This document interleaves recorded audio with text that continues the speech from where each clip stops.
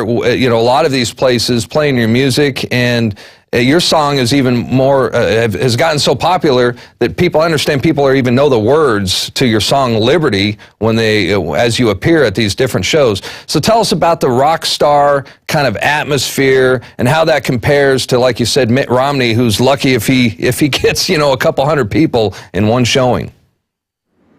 Well, your first question about Romney bumper stickers, I've never seen one. I've never seen even one this entire time, not one. And I go, you know, coast to coast, and I never see them.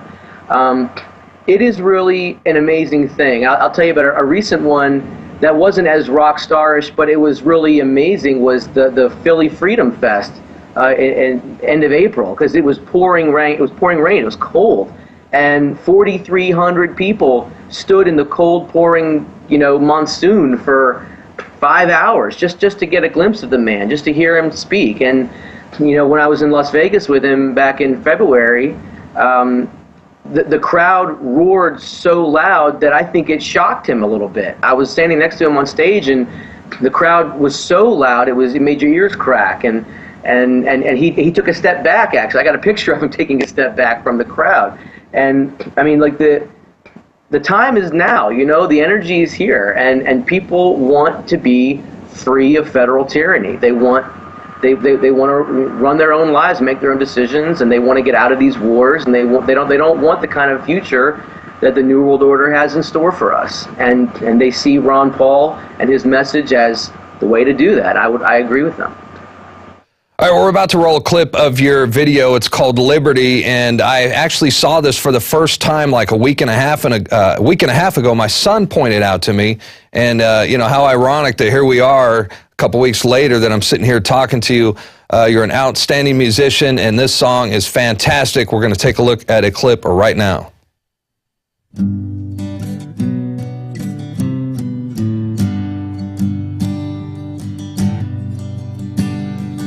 Why do we sit down when all should be standing?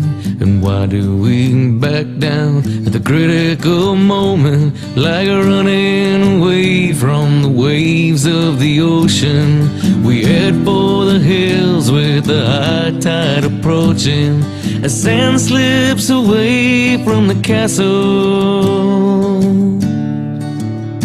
When it's time to stand upright, why do we falter, like placing our freedom on the sacrificial altar? We hold tight to our fears and defend our oppressors, as we fight for their lives and become the transgressors, as pacifists transform to violent aggressors.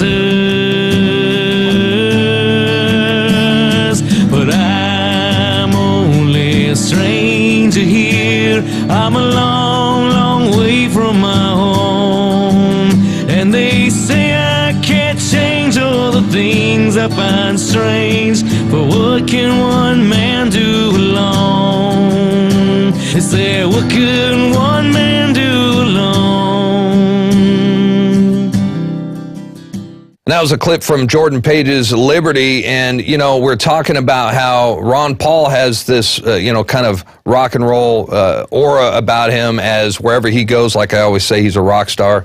And the thing is how many musicians, for example, have band together or written songs about Mitt Romney? I mean, Ron Paul is spurring excitement everywhere. You've got artists, musicians, all coming together. You are certainly one of them. And you're also going to be in Fort Worth tomorrow, and this will be for the Concert for Liberty with Ron Paul and Jordan Page. That's tomorrow, Thursday, June 7th at 6:30 p.m. This will be at the River Ranch Stockyards in Fort Worth, Texas. Tell us a little bit more about the show. Well, I am coming down to support the Ron Paul delegates and the Ron Paul contingency. You know, I mean, the RNC's starting tomorrow night. Tomorrow night's kickoff for that, and Ron's going to be speaking at the convention, and he's going to come over when he's done there and address his supporters who couldn't be at the convention. I'm going to do about an hour or so of music in support of him and in support of freedom, and then he's going to come and speak, and we're expecting a sellout crowd. Tickets have been selling like hotcakes. The Paul campaign's been doing some email blasts about it and getting the word out, and so have we. And I think it's going to be a pretty awesome event, and it's cool because it's kind of like the anti-Santorum rally, because Santorum's having an event. I don't know if it's Thursday or Friday, but it's $200 to hear this guy speak, and you know, our event's $20. You get 2 beers and parking, a concert, and for me and Ron Paul. So I think we're giving people a much better deal. Yeah, that's fantastic. And to be honest, I would be going if I didn't have to work tomorrow, but I'm sure eventually I'll catch up with you. Did you have any more scheduled, any other dates after Texas? Oh, yeah, I got lots. I'm going to be at Pork Fest in New Hampshire, the Porcupine Freedom Festival, Friday, June 22nd. I'll be doing a headlining show from 8 to 10. Then I'll be at the Peace, Unity, Freedom Festival in Breckenridge, Colorado, where they've got the alternative local currency, Mountain Hours. They're kind of sticking it to the Fed and developing their own currency and kind of taking it down. I'm doing their festival on the 6th of July. And the Utah Freedom Festival is going to be in August, as well as the Liberty Love Fest, August 17th. That's going to happen in Worcester, Massachusetts.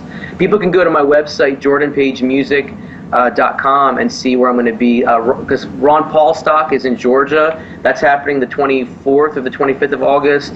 And then the Paul Festival in Tampa. As soon as they can get a venue, because the RNC's been holding out on them for the fairgrounds, they're kind of stonewalling them about giving them a venue. Imagine that. So. Well, yeah, right. Well, we'll see what happens with that, but I'm sure it's going to happen no matter what, because there's going to be, you know, tens and tens of thousands of people that want to come to it, and they've got some pretty big names. Besides Jordan Page, obviously, there are going to be a lot of great performers coming to that. So, just check out the website, and I'll be all over the map. Awesome. Well, we just showed your website on the video just now, and. You know, consider me a fan, and I'm sure we'll catch up here sometime in the near future. Until then, best of luck to you tomorrow, and, come back on the show. Come join us again sometime. I'd love to. Thanks so much for having me. All right, bud. Thank you. Okay, and that does it for the first half of the show, but when we return, we will be joined by INFOWARS.com contributing editor and investigative journalist Patrick Henningsen. We're going to talk about Obama's fake birth certificate, and he actually got a chance to catch up with Sheriff Joe Arpaio to discuss that very subject. Patrick Henningsen, when we return, right after this.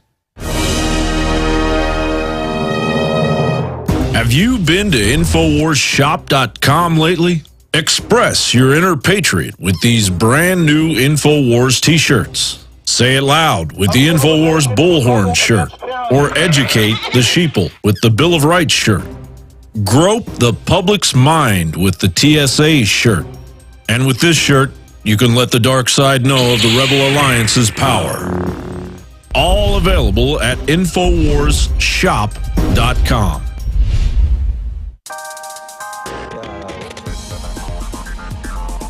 Patriots are talking.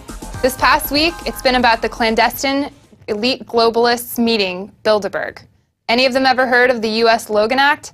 Oh, you mean that pesky little federal law that states unauthorized citizens shall not coerce with foreign governments unless they face to be fined and imprisoned? Well, users on Planet InfoWars have, and they're not sitting idly by. Users like Jock Doubleday are completing missions to write articles about the Bilderberg attendees. In his article, The Devil Wears a Heart Necklace, he features Heather Reisman. And you can read more about her role at Bilderberg Group and her influence outside of the meeting at planetinfowars.com. Check out this and more. Find out what patriots are talking about. Sick of the globalist eugenicist control freaks adding poison to your water and laughing as you get sick and die? Start purifying your water with ProPure. My friends, I've done a lot of research, and the best gravity filter out there, bar none, is ProPure, and it's available discounted at InfoWars.com. Its filters are silver impregnated to prevent bacterial growth. There's no priming required. It's NSF 42 certified. Optional fluoride filters can reduce fluoride up to 95%. Easy to set up and use. Doesn't require electricity. Purify water from lakes, streams, ponds, and wells. This filter system leaves in beneficial minerals, which is key. Save money by not buying bottled water and avoid BPA that leaches from the plastic. ProPure is the best gravity-fed filter out there. It's what my family uses. Infowars.com already has the lowest price on ProPure. But if you add the promo code WATER at checkout, you get an additional 10% off at Infowars.com. You can also call to order 888-253-3139. And we are back. Thank you for joining us. I'm Darren McBreen, and this is the InfoWars Nightly News. Up next, we are joined by InfoWars.com contributing editor and investigative journalist Patrick Henningsen, who's been hot on the trail of the Obama birth certificate scandal, as there are clearly inconsistencies, and that's saying it nicely, with the long-form birth certificate released by the White House last year, but also what appears to be a forgery of Obama's Selective Service form as well. Not to mention, well, the huge list of documents that Barack Obama refuses to release to the American people. We're talking passport records, school records, Illinois State Bar Association records, and so on.